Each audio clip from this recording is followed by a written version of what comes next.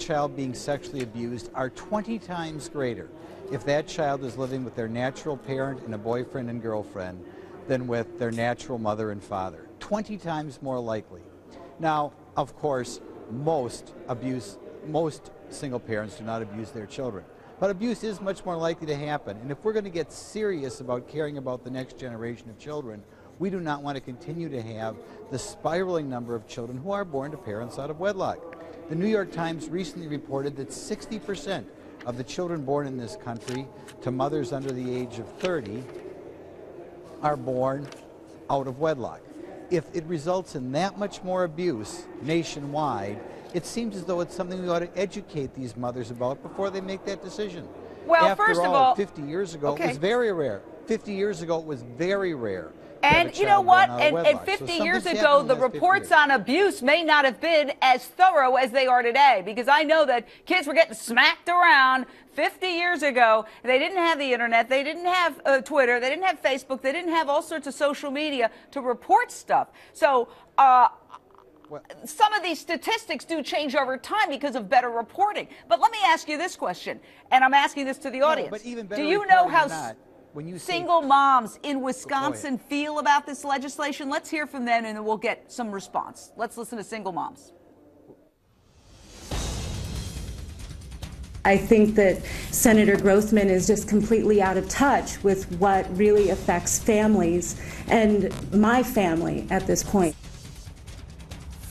All right. Now, you've had your say, Senator, and again, I applaud you for coming on here. That's not easy. But I want to bring in Renee Seiler, author of Good Enough Mother, and she is a mother. What do you say, ma'am?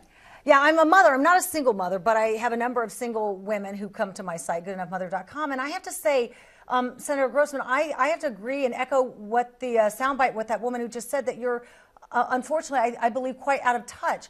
No single mother is thinking, I'm going into this because this is an ideal situation. Single mothers work hard, and there is no great big lobby to help them and to push their agendas down the field. And so it's an easy target. That's the issue I have with it. It's an easy target. Well, here's what I would like to say. Well, that's exactly the point we were trying to make. Hey, may I call you Glenn? May I call you Glenn, Senator? Glenn, here's my thought.